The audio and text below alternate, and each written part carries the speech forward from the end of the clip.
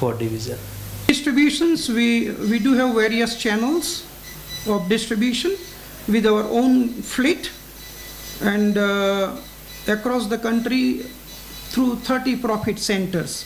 So our reach is quite deeper. We go down the line, and we reach quite number of customers. Okay, big number of customers, and we have our own setup like wholesale, general trade, modern trade, Horeca. These are the channels of distributions. Supply directly to wholesale, we supply to modern trade and general trade. The volume of goods imported by Uganda increased to $362.4 million in February 2022 from $291.6 million in January 2022, with primary plastics, cereals, and fixed vegetable fats and oils among the top imports. According to a report by Uganda Bureau of Statistics, China and India were the primary sources of Uganda's imports in the country. China's import expenses climbed to $185 million in February 2022 from $114.7 million in January 2022, while expenses to India increased to $89.4 million in February 2022 from $82.2 million in January 2022, but manufacturers still have no answer for imports. We are importing food product and consumer items from different part of world. We import from number of countries like Kenya, India, Egypt, UK, and some other countries where we import confectionaries, spaghetti pasta, and some other products. By creating jobs, manufacturers and distributors significantly increase the GDP of the nation. However, these continue to have issues with the inadequate infrastructure, particularly with the supply chain. Employment, biggest problem in Uganda is unemployment. So we are providing employment in Uganda. Second thing is we are paying the taxes. We are very compliant, we are paying the taxes. Third thing is we are trying to establish industries in Uganda where we can use the local product and manufacture and same time we sell it in Uganda, and we are thinking to export also. So that is the 2 points. One is we provide, if we establish industry, we consume the local product to make a finished goods, and we provide the employment. Then when we export it, we get the exchange in Uganda, dollar we get in Uganda. But sometimes we face problem with like infrastructure, like if you want to supply the each and everywhere in Uganda, it's little bit hard for us to supply, and in any business infrastructure is very important. And then competition in market, when you are supplying competitor, if competitor is strong, little bit you get problem in market. Over 70 years within the manufacturing and distribution industry, local manufacturers still face a challenge of importation of products and raw materials from other countries, which is affecting the economy. Naomi Mtumba.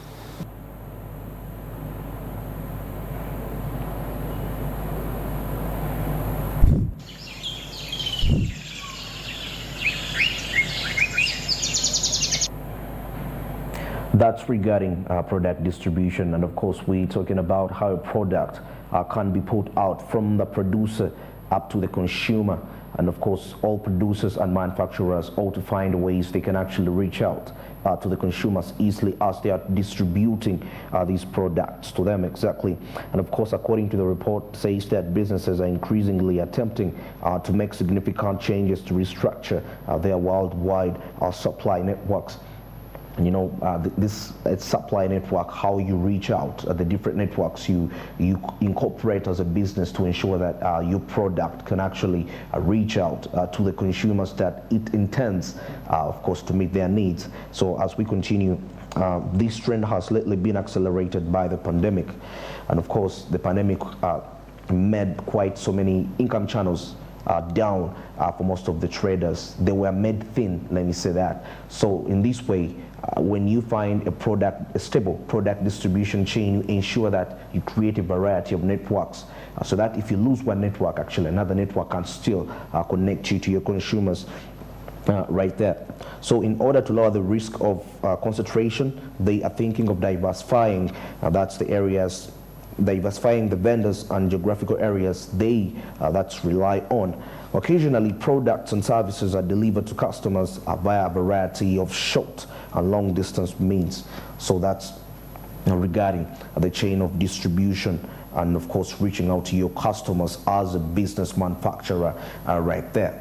And now let's get into the labor externalization. And of course, as we see that one of Uganda's largest issues is unemployment, which doesn't seem to be resolved as quickly as most Ugandans hope. For Ugandans who are fortunate enough to make some money, that's in the Middle East, labor externalization was a way out. That's prior to the implementation of the new legislation. The Ministry of Gender, Labor and Social Development has stated that it will return the Middle Eastern migrants back to Uganda in distress of their respective agencies. Let's have the details of this report. Based on the available data, it is clear that the labor externalization sector is crucial to solve Uganda's unemployment issue. The remittance of migrant workers, who are currently estimated to make up roughly 5% of the GNP, are another source of foreign exchange for the country. Speaking to the media, the Minister for Gender, Labor and Social Development announced that the government of Uganda and the UAE will work together to deport all of the indigent migrant workers from the UAE. She also urged all Ugandans who have indigent relatives abroad to let them know about the organization responsible for their deportation. Through our embassy, had a very humanitarian offer from the government of UAE to give tickets to all Ugandans who are stranded in UAE and would like to come back to Uganda. And they will be given free tickets to come back. At the moment, they are being registered by the government of UAE, of course, with close collaboration with our embassy, and the registration is being undertaken in a place called Awil Immigration Center. Despite the difficulties, migrant workers have improved their economy in a variety of ways, says Honorable Betty Amongi. They have started their own businesses arising from the skills that they have acquired from their work. We get remittances of $900 million per year from these people, and these 900 million remittances are not coming to government, they are coming to the economy. They are coming to build houses for these migrant workers, they are coming to pay school fees for these migrant workers, they are using it to help their parents. Most women who are migrant workers are now the breadwinners for their husbands back home. One of the things that has caused conflict between the agencies and the foreign workers has been taxes, but the minister has straightened this up and certain workers have been excluded. $30. Actually, this is related to the job orders I've just mentioned, which one has to pay per head in Saudi. You have to pay this money, then you put in your job order. You need 100 laborers from Uganda or 500. You have to pay $30 per head. Actually, these taxes are cut before even the workers are supplied. You can imagine. So many Arabs are demanding Uganda the taxes they paid before even the laborers were deployed. Companies that were raising concerns about the fees that were being charged, $30 for jobs for World Cup, I want to confirm that the ministry has gazetted last Friday already, and we have removed any fees to be paid for jobs abroad the $30 that was required for jobs to be placed before it is placed in Uganda, you are required to pay either in Qatar or Kingdom of Saudi Arabia the $30 for jobs that are not housemaids. We have removed the $30. So the $30 will remain only for jobs that are for domestic workers. The rest of the jobs, drivers, semi-skilled and skilled, you don't require to pay the $30 anymore. In order to lessen the stress on migrant workers, the ministry has updated the rules under which labor businesses must operate, including 100 million Uganda shillings guarantee to the ministry, licenses, registration of all company personnel, among others. That's the government revising policies of the labor. That's the companies that take people right there to go and work abroad. And of course, there has been quite a lot of issues going on that side, whereby Ugandans actually have been stranded right there, and it's simply because they are looking for greener pastures, and these are mainly youths and ladies, a majority, and of course they go to quite a variety of countries right there to seek for employment opportunities, but not until there is a transition regarding the policies in these countries, because now they are giving consideration onto their people first, their citizens first. So if you come as someone from another country, perhaps, of course, it's going to be a little bit hard for you. And majority of these people, actually, their education backgrounds are not the best. Yes, some have studied and actually they have good qualifications, but the competition is quite very tight right there. So that's regarding those matters of regulating the labor export companies. And now let's cross over to the Microfinance Regulatory Authority as we check out its policies on money lenders right there. Let's have the details of this report. Under Microfinance Regulatory Authority, under Section 6 of the Microfinance Institutions and Money Lending Institutions Act 2006, it is mandated to regulate, license and supervise money lenders in Uganda. Today it held a sensitization workshop to educate money lenders and also teach them the legal framework of this whole system. We understand we have recorded a number of cases in regards to money lenders, illegal businesses that have created a lot of havoc in the business community. We expect with this sensitization, people to be able to understand the business of money lending and create public awareness, and Ugandans, for them to be sure that they are regulated money lending business or money lenders in Uganda that can be sure of their businesses in the country. Some microfinance institutions actually who are illegal, they go on attempting to acquire property or collateral for the borrower, but as the regulator, we have what we call a complaint handling mechanism, Consumer Protection Bureau, which is in place, and every time a complaint is raised up, we handle it, investigate the matter, we ensure that this microfinance institution, first of all, it must be licensed. If it is not licensed, it is operating illegally. Even when it moves into courts of the law, it cannot recover the money lent out with interest. First of all, it doesn't have the requirement of lending out money, and emerging the public outside there kindly deal with only licensed microfinance institutions and money lenders. Do not trade with anyone who is not licensed. First of all, it is supposed a microfinance institution or a money lender should display their license, which is licensed, regulated, and supervised by Uganda Microfinance Regulatory Authority. People lack information. Why would you go to a money lender you have not done due diligence? Additionally, excessive interest rates have been warned against by money lenders. A money lender lends money at an exorbitant interest rate. The court is allowed to open the transaction under the Tier 4 Microfinance Institutions and Money Lenders Act 2016 with the regulations there under.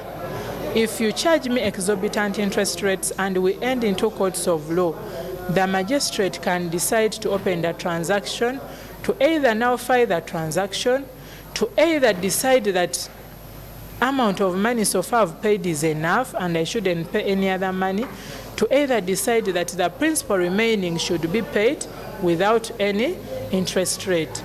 So as moneylenders and microfinance institutions, let us learn from this, or from this section of the law, that we should not charge exorbitant interest rates, because it can end up in courts of law when a borrower has failed to meet their loan obligations.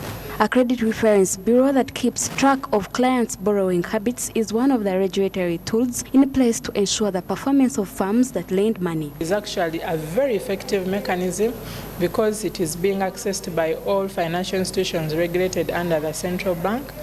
The Tier 4 Microfinance Institutions and Moneylenders Act, it is prescribed, it requires the FIA, that is Financial Institutions Act, to amend the CRB, allow the Tier 4 Microfinance Institutions access the CRB, and the regulations we are waiting on to Bank of Uganda to finish the process of regulations to open the space for the Tier 4 microfinance institutions and moneylenders access the CRB, which is very soon. We are hoping that the credit history for all borrowers in this financial sector space will be open now to all institutions that are trading. To secure the development of the connection that produces more business partners, delinquency management is a delicate process that needs a legal framework.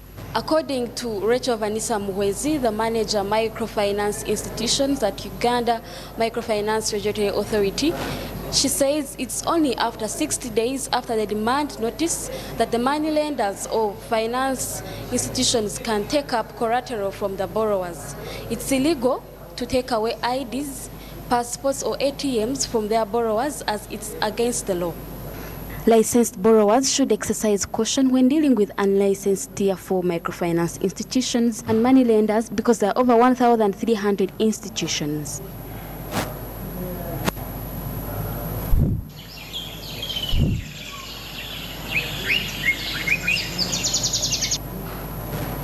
That's the regulation of the moneylenders by the Microfinance Regulatory Authority.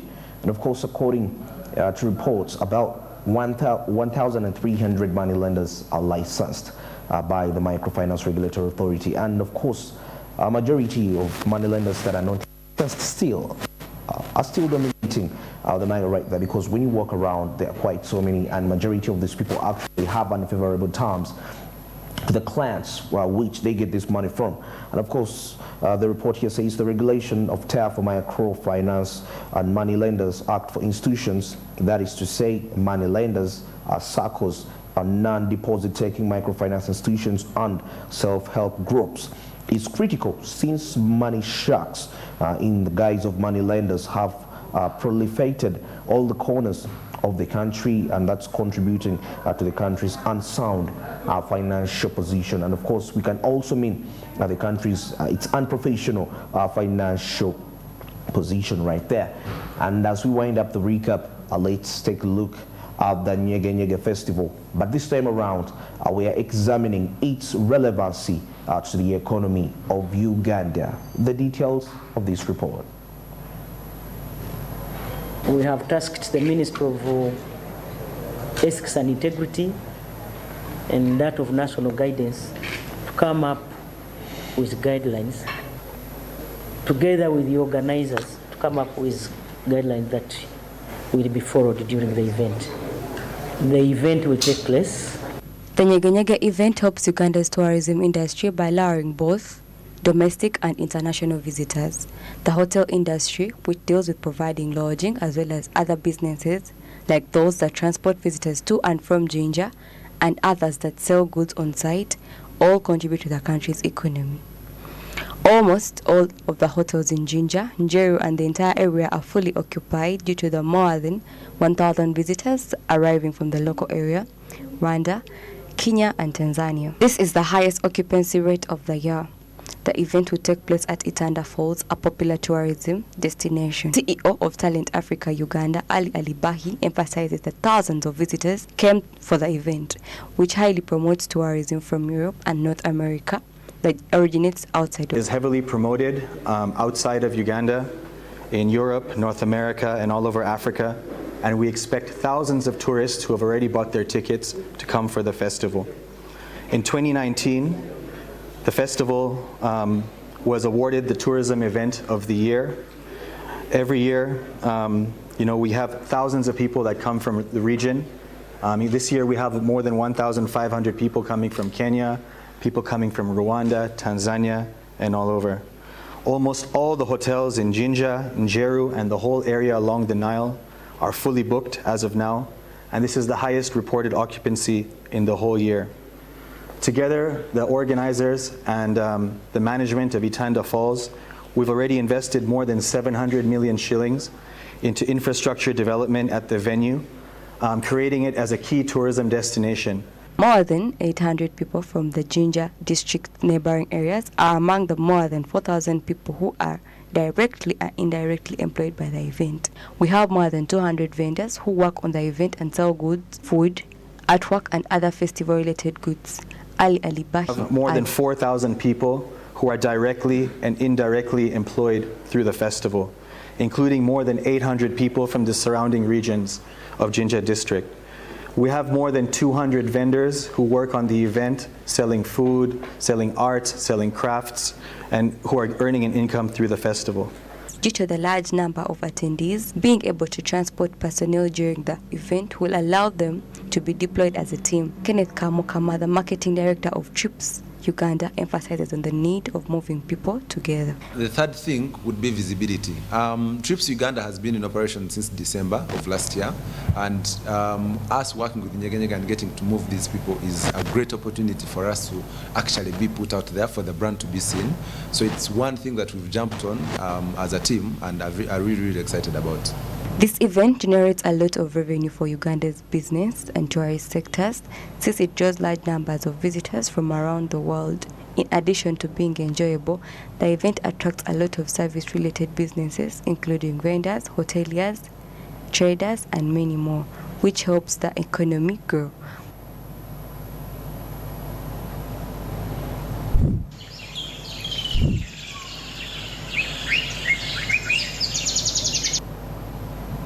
The Nyeganyega Festival is a music and entertainment event that takes place that's in Jinja, and a large number of people attending to network, mingle, and also, of course, they share more about the culture of Uganda. After a 3-week break due to the epidemic, the 4-day celebration, of course, it's back, and about 5,000 people are drawn to it, which has greatly boosted the economy, and of course, quite so many other cultures are there from majority of the people from other countries, Europe, America, and so many more countries. They come together to mingle within and learn more the culture of Uganda, and in that process there is a revenue that comes in that's from these tourists, and of course boosting the nation's economy. And that's it for the recap this morning, and let's get into a short commercial break. We'll return. Stick around. Good morning.